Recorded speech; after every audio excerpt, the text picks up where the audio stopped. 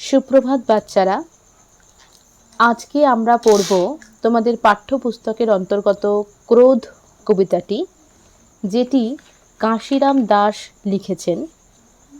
ক্রোধ কবিতাটি তোমাদের 13 নম্বর অধ্যায়ে রয়েছে, যেখান থেকে তোমাদের কবিতা শুরু।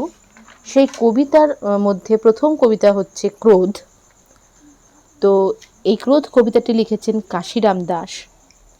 কাশিরাম দাস মধ্যযুগের একজন অন্যতম কবি।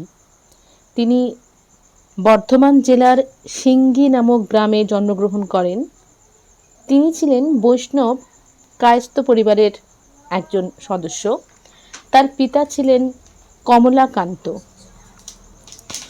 কবি কাশিরাম দাস সংস্কৃত ভাষায় খুব সুপণ্ডিত ছিলেন। তিনি বেদব্যাস বিরচিত সংস্কৃত মহাকাব্য মহাভারত অবলম্বনে লেখেন ভারত পাঁচালী।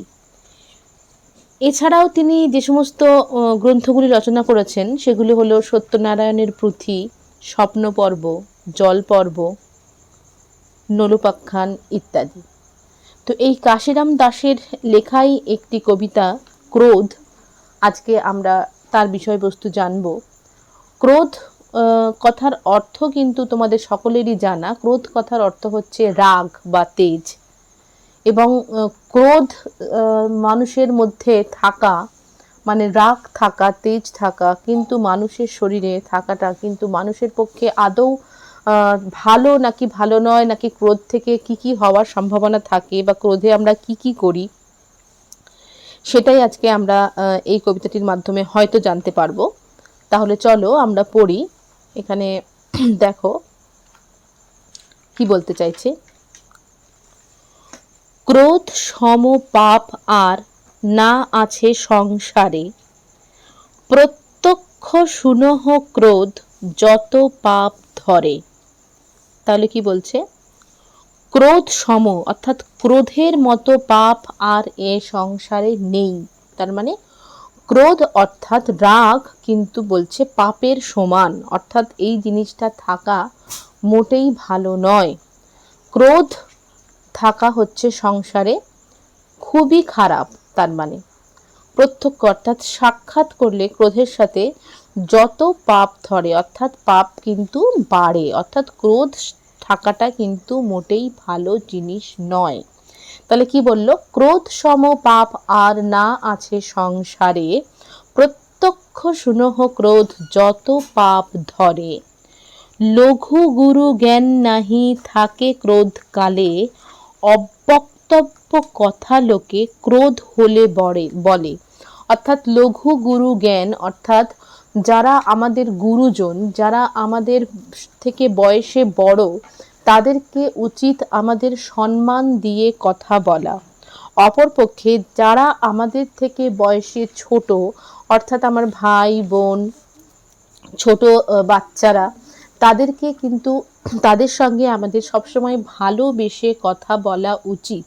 কিন্তু মানুষের যখন ক্রোধ হয়, অর্থাৎ মানুষের মধ্যে যখন রাগ প্রকাশ পায়, তখন কিন্তু মানুষের এই জ্ঞানটা থাকে না। সে তখন না পারে বড়দেরকে সম্মান দিতে, না পারে ছোটদেরকে আদর করতে, এবং অবক্তব্য কথা লোকে ক্রোধ হলে বলে। অর্থাৎ যে কথাগুলো একজনের উচিত নয় অপরকে বলা, ক্রোধের সময় বা রাগের সময় সেই জাতীয় কথাই কিন্তু আমাদের মুখ থেকে বের হয়, সেটা কিন্তু মোটেই ভালো জিনিস নয়। তাদের লঘুগুরু জ্ঞান থাকে না ক্রোধ হলে, অর্থাৎ কে বড় কে ছোট, কাকে সম্মান দেব, কাকে ভালোবাসা দেব, সেই জ্ঞান যেমন মানুষ রাগের চোটে বা ক্রোধে হারিয়ে ফেলে, আবার যে কথা, কোন কথা কখন কাকে বলা উচিত, মানুষের কিন্তু মুখটাই হলো সব কিছু। মুখ থেকে যা নিঃসৃত হয় সেটা খারাপ নাকি ভালো, সেটা অপর পাশে যাকে উদ্দেশ্যে বলা হয়, যে শোনে এবং তাকে সেটা কতটা কষ্ট দিচ্ছে, বা আমার মুখের কথা শুনে সেই সামনের ব্যক্তি কতটা আনন্দিত হচ্ছে, সেটা কিন্তু কথা বলার পূর্বে আমাকে ভেবে নেওয়া উচিত যে আমি কেমন ধরনের কথা তাকে বললে সে কিন্তু আমার দ্বারা ও সম্মানিত হবে নাকি অসম্মানিত হবে। সুতরাং এই জ্ঞানটা যে একটা সামনের ব্যক্তির সঙ্গে, সে আমার থেকে বয়সে বড়ই হোক তাই ছোটই হোক, সে আমার মুখ থেকে কথা শুনে, আমার মুখ থেকে তার প্রতি যে কথা বেরোচ্ছে সেই কথাটা শুনে সে কতটা খুশি হচ্ছে না কষ্ট পাচ্ছে, আমি তাকে সম্মান ভালোবাসা দিতে পারছি না আঘাত করছি, এই জ্ঞানটা কিন্তু ক্রোধের সময় মানুষের থাকে না। অর্থাৎ তখন যে কথাগুলো বলা উচিত নয়, যে কথাগুলো বললে একজন মানুষের মনে দুঃখ কষ্ট হতে পারে বা বাড়তে পারে, সেরকম ধরনের কথাই কিন্তু আমরা ক্রোধের সময় বলে ফেলি। থাকুক অন্যের কথা আত্মা হয় বৈরী, বিষ খায় ডুবে মরে অস্ত্রে অঙ্গে মরি।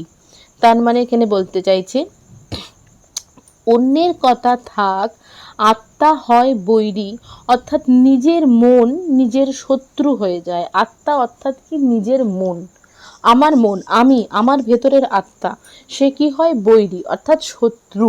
নিজেই নিজের শত্রু হয়ে যায়। অন্যজন তো পরের কথা, নিজেই নিজের শত্রু হয়ে যায়। মানুষ কিন্তু ক্রোধের সময় এমনও কিছু ভুল কাজ করে ফেলে যেগুলো কিনা তার কিন্তু করা উচিত নয়। অনেকের সময় কি হয়, রাগে সে কি হয়, বিষ খায়, কখনো ডুবে মরে, কখনো নিজের অঙ্গ প্রত্যঙ্গে ক্ষতবিক্ষত করে ফেলে। তো মানুষের রাগের চোটে কিন্তু মাথা ঠিক থাকে না। সেটাই বলা হচ্ছে যে অন্যের কথা বাদ দিয়ে দেওয়া হোক, কিন্তু মানুষ কি হয় তখন নিজেই কিন্তু নিজের শত্রু হয়ে ওঠে। সেই মুহূর্তে ক্রোধের সময় কিন্তু মানুষ নিজেই নিজের শত্রু হয়ে যায়। এরপরে কি বলছে, এ কারণে বুধগণ সদা ক্রোধ ত্যাজে, অক্রোধ যে লোক তাকে সর্বলোকে পূজে। এই কারণে বুধগণ কথাটির অর্থ হচ্ছে পণ্ডিত ব্যক্তি। বুধগণ কথাটির অর্থ কি? বুধগণ কথাটির অর্থ হচ্ছে পণ্ডিত ব্যক্তি বা জ্ঞানী মানুষ। বুধগণ কথাটির অর্থ হচ্ছে পণ্ডিত ব্যক্তি বা জ্ঞানী মানুষ। এই কারণেই যারা পণ্ডিত ব্যক্তি বা জ্ঞানী মানুষ হন তাদের কিন্তু ক্রোধ থাকে না। তারা কিন্তু ক্রোধকে ত্যাজে অর্থাৎ ত্যাগ করে। এবং অক্রোধ যে লোক হয়, যার মধ্যে ক্রোধ থাকে না, সেই লোককে কিন্তু সর্বলোকে পূজে, অর্থাৎ সবাই সম্মান করে, সবাই ভক্তি করে এবং সব জায়গায় সেই লোক কিন্তু পূজনীয় হয়ে ওঠে, যে কিনা ক্রোধকে জয় করতে পারে, অর্থাৎ যে কিনা অতি সহজে ক্রোধকে বা রাগকে ত্যাগ করতে পারে। ক্রোধে পাপ, ক্রোধে তাপ, ক্রোধে কুলক্ষয়, ক্রোধে সর্বনাশ হয়, ক্রোধে অপচয়। অর্থাৎ ক্রোধ থেকে কি হয় মানুষের? ক্রোধ থেকে মানুষ পাপ করে, পাপ করে ক্রোধে তাপ এবং ক্রোধে কুলক্ষয়। কুলক্ষয় অর্থাৎ বংশনাশ। ক্রোধে কিন্তু বংশনাশ হয়, ক্রোধে আবার সর্বনাশ হয়, ক্রোধে অপচয় হয়। অর্থাৎ মানুষের রাগ থেকে কিন্তু কোনো জিনিসটাই কিন্তু ভালো হয় না। রাগ সবসময়, ক্রোধ সবসময় কিন্তু সবার ক্ষতি করে, সবার অপচয় করে, কুলক্ষয় করে। অর্থাৎ ক্রোধ থাকা একদমই উচিত নয়। একজন ভালো মানুষের মধ্যে সবচেয়ে কম যেটা থাকবে সেটা হচ্ছে ক্রোধ অর্থাৎ রাগ। হেন ক্রোধ যেই জন জিনিবারে পারে, ইহলোকে পরলোকে অবহেলে তারে। যে এই ক্রোধকে জয় করতে পারে সে কিন্তু বেশিরভাগ সময় লোকের কাছে অবহেলার পাত্রই হয়ে ওঠে, ঠিক আছে? কিন্তু তবুও কি বলা হচ্ছে যে যত জ্ঞানীগুণী ব্যক্তি, যত বুধগণ, সবাই কিন্তু ক্রোধকে জয় করে, অর্থাৎ ক্রোধ থাকে না।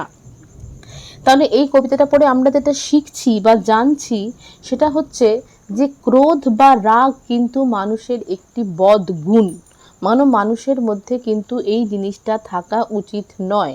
হ্যাঁ দেখো, মানুষ মাত্রই কিন্তু তার মধ্যে রাগ থাকবেই। সব মানুষ যে সব কিছু কথা বা সব কিছু জিনিস, সব কিছু সিদ্ধান্ত যে সবসময় মেনে নিতে পারবে সেটা নয়। মানুষের মধ্যে কখনোই রাগ হবে না সেটা নয়, কিন্তু তার একটা নির্দিষ্ট লিমিটেশন আছে।